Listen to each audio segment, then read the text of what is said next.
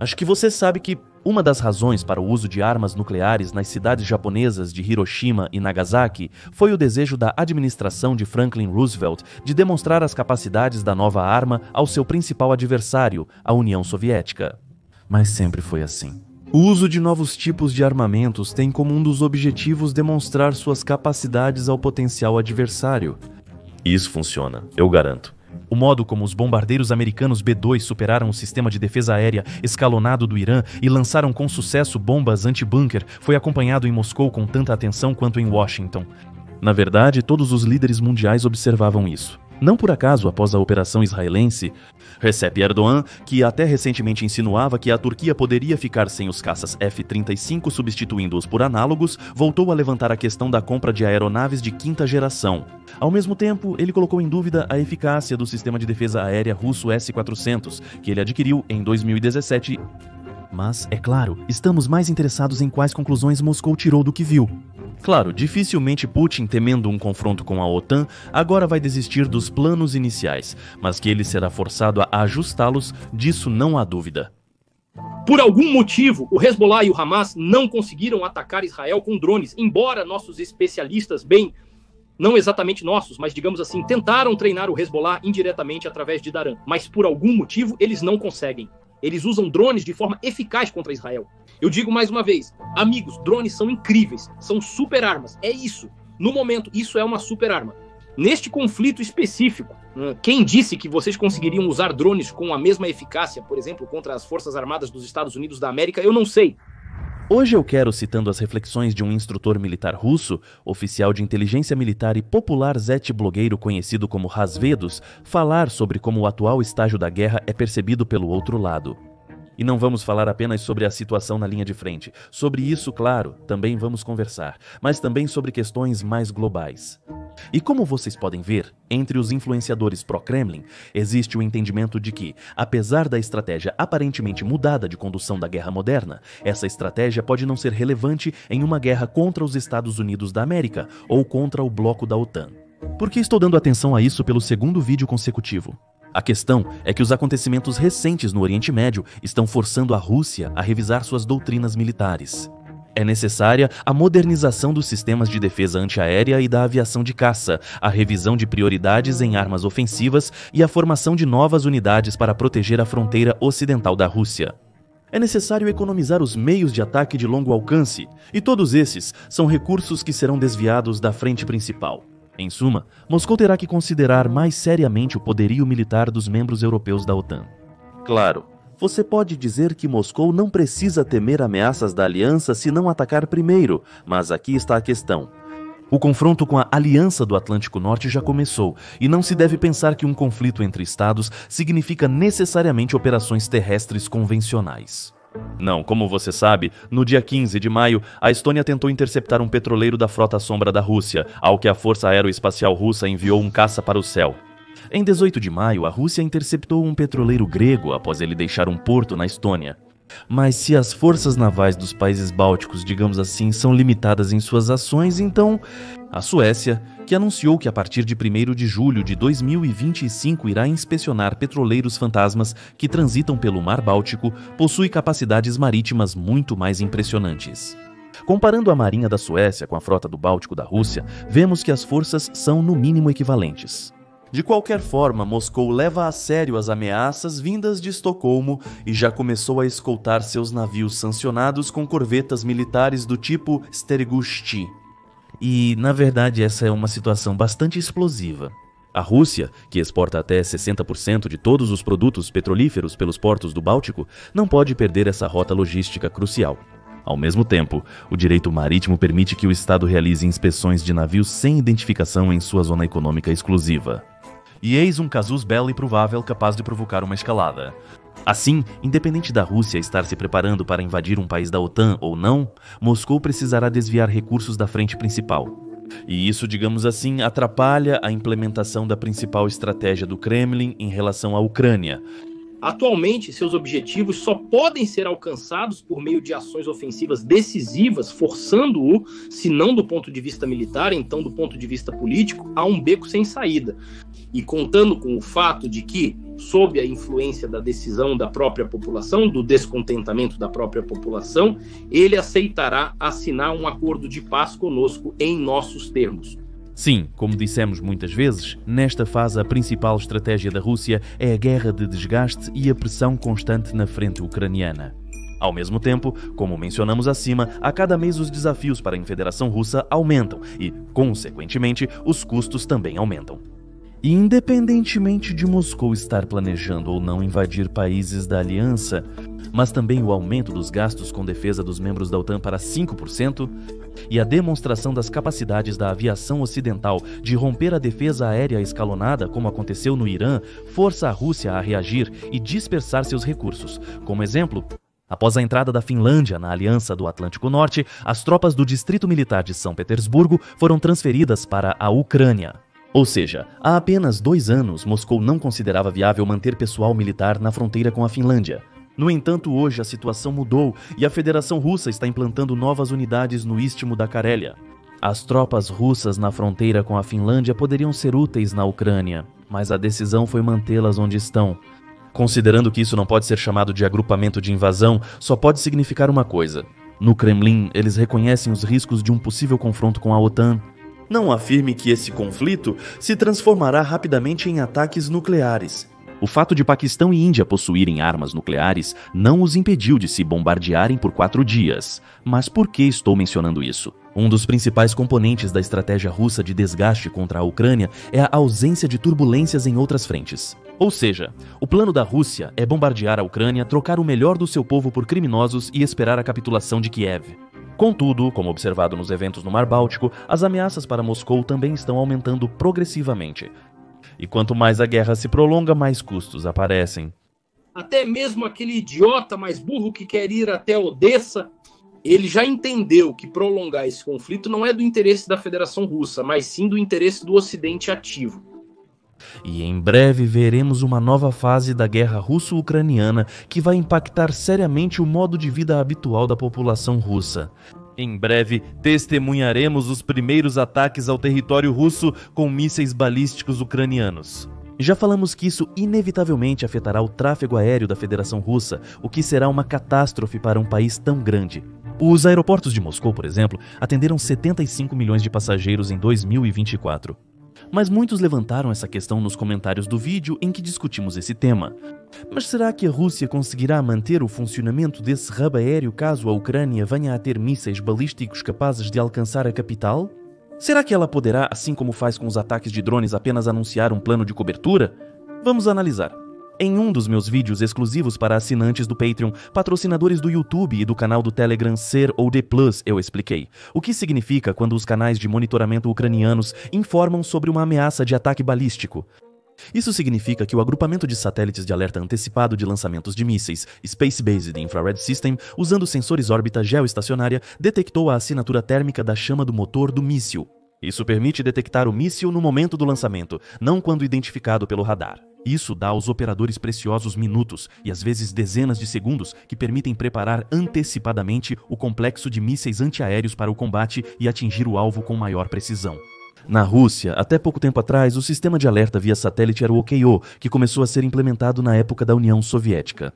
Em 2014, ela foi desativada e substituída pelo EKS Kupol. No entanto, sua operacionalidade ainda permanece em questão. O fato é que, inicialmente, o Kupol deveria ser composto por 10 satélites em órbita altamente elíptica, porém, no momento, há apenas 4. O jornalista Ivan Safronov, acusado de repassar dados sobre satélites militares russos para a inteligência ocidental, foi o primeiro a escrever sobre as falhas de todo o projeto. Mas Safronov afirmava que o sistema Kupol era um projeto ineficaz e caro, criado apenas para desviar fundos do governo. Além disso, é crucial considerar que as forças de defesa ucranianas danificaram a parte terrestre do sistema Kupol, que inclui radares como o Voronezh-M, o Voronezh-DM e o Container.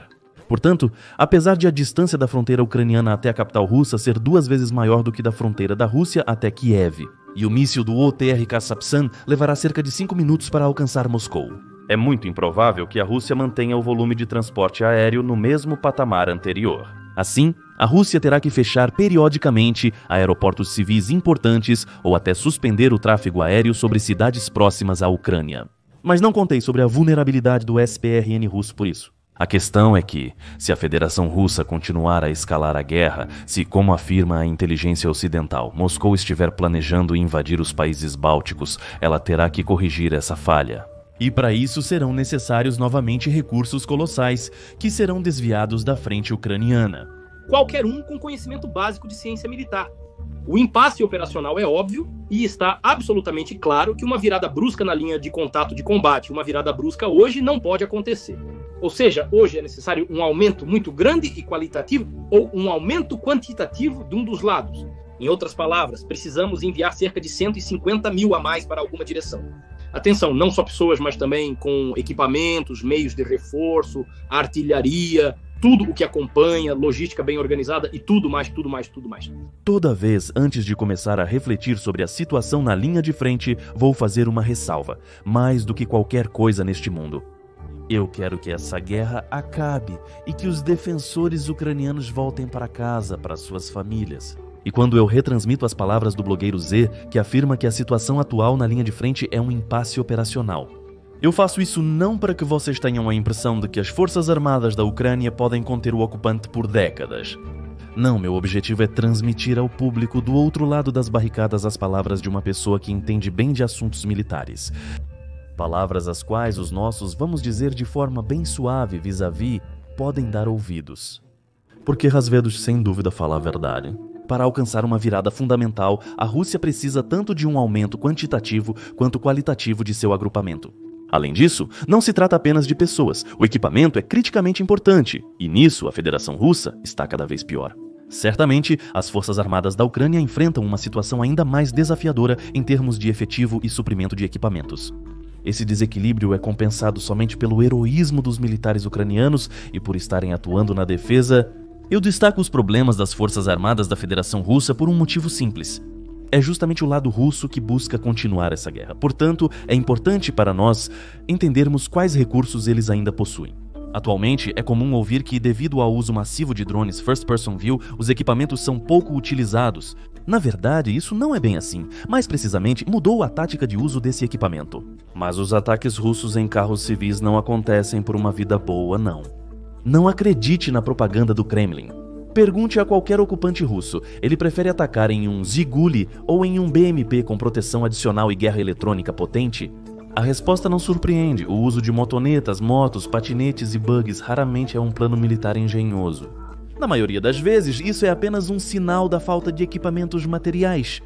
Na verdade, analisando as perdas anuais de equipamentos, as Forças Armadas da Federação Russa em 2025 perdem menos veículos blindados de combate que em 2024, mas mais que em 2023. Então, tanques, veículos de combate de infantaria e transportes blindados ainda são necessários na linha de frente, mas a Rússia tem cada vez menos deles. Pesquisadores de dados abertos, Jomp, Covert, Cabal e Heimarst, analisando imagens de satélite mensais, apresentam dados antes difíceis de acreditar. Nas bases de armazenamento, restaram à Rússia 251 tanques em bom estado, 251, mais 1.800 em mau estado. Ou seja, eles precisam de reparos antes de serem enviados para a linha de frente, e mais 1.200 veículos só servem para canibalização. Situação semelhante com os BMPs. Aproximadamente 1.600 veículos de combate estão prontos para envio imediato ou após reparos à linha de frente. Isso ainda é uma força impressionante. Mas aqui surge a pergunta com a qual começamos. Será que a Rússia, diante do aumento da tensão em outras frentes, pode se dar ao luxo de queimar esses remanescentes na Ucrânia? E a resposta é não, e aqui estão as provas. De acordo com pesquisadores de dados abertos, imagens de satélite mostram que bases de armazenamento e pontos de destacamento de várias unidades nas regiões centrais da Rússia se transformaram em cidades fantasmas. Enquanto isso, as unidades próximas à fronteira com a OTAN mantêm seu equipamento, o que reafirma o que dissemos. Moscou não pode deixar seu flanco ocidental desprotegido, independentemente de estar ou não preparando um plano de invasão ao território da aliança. Ou seja, até mesmo o regime do Kremlin tem uma certa linha vermelha, um limite de perda de capacidade de combate que não pode ultrapassar. O inimigo tem sua própria linha de defesa que passa por certos trechos do terreno. Aqui está a nossa linha de frente, onde mantemos a posição. Bem, o avanço também começa de alguma área, certo? Então, o inimigo está ali e nós estamos aqui. E existe uma área de origem, onde ficam os veículos, o pessoal que já não pode mais ficar na linha de frente. Porque eles seriam imediatamente atingidos por drones, instantaneamente por artilharia, por drones. Por isso ele se mantém afastado, né, em um lugar de difícil acesso para drones, digamos assim. Então, para que possamos fazer um avanço, um ataque, e não dá para chamar isso de ofensiva. Claro que no Telegram chamam de ofensiva, mas isso não pode ser considerado uma ofensiva, nem mesmo um ataque. Para começar, nossa unidade precisa sair da área inicial até nossas posições avançadas. E a partir dessas posições avançadas, iniciar, digamos, o avanço. Então, muitas vezes, as unidades nem chegam da área inicial até as nossas posições. Não até as posições do inimigo, mas nem até as nossas posições elas chegam. Claro, imediatamente vem à mente as palavras de Medinsky de que a Rússia está pronta para lutar por mais 20 anos. Lutar até pode, mas avançar com a mesma intensidade, dificilmente. O equipamento vai acabar antes de forma simples e banal. Mas além da falta de armamento pesado, outros problemas também começarão a aparecer. Falamos apenas sobre alguns deles, sobre a balística ucraniana, que começará a causar danos econômicos irreparáveis, sobre o aumento da tensão com a OTAN, que obriga Moscou a dispersar recursos. Veja, $1 bilhão do orçamento estatal russo foi destinado à expansão da fábrica de aviões de Kazan, que é especializada na modernização de aeronaves da aviação estratégica. Você entende que essa decisão não foi tomada por falta de estrategistas nas forças aeroespaciais da Rússia para bombardear as avós ucranianas, certo? Não, Moscou está tentando aumentar as capacidades da aviação estratégica para manter a paridade com seu principal adversário. Resumindo, as forças armadas da Rússia podem lutar por 20 anos. Provavelmente pode, mas acho tolice não levar em conta que, nesses 20 anos, podem acontecer cataclismos que acabem com o Estado. Caso haja uma guerra global com a OTAN usando apenas armas convencionais, a derrotaremos rapidamente. Estamos há 4 malditos anos nessa droga de guerra com a Ucrânia. Vocês entendem quanto foi entregue à Ucrânia e quantos armamentos e diferentes tipos de armas existem em todo o mundo? A Coreia do Norte forneceu mais projéteis a nós do que a OTAN inteira para a Ucrânia. Segredo: a Coreia do Norte nos forneceu mais projéteis do que toda a OTAN à Ucrânia. Claramente, ao anunciar o início da Operação Militar Especial em 24 de fevereiro de 2022, Vladimir Putin esperava repetir o Blitzkrieg americano no Iraque. O uso intenso de armas de longo alcance contra a defesa aérea inimiga, seguido de um rápido avanço de tanques em direção à capital. Na essência, deveria ser uma operação Liberdade Ucraniana, por analogia com a Liberdade Iraquiana dos americanos. Porém, o ditador do Kremlin se equivocou, não só porque os ucranianos provaram ser um oponente muito mais resiliente e motivado que as tropas de Saddam Hussein. O principal erro que ele cometeu foi iniciar uma guerra em grande escala bem nas suas próprias fronteiras, na esperança de que ele pudesse bombardear, destruir, aniquilar e, em resposta, só receberia reverências submissas e esperariam pelo próximo ataque. O que é isso? Resultado de deformação profissional após 25 anos de servilismo. Não sei. Só sei de uma coisa. Isso não vai acabar bem para a Rússia. Libertar território ou eliminar cidades? De repente, sim, parece uma pergunta simples, mas não é tão fácil quanto parece.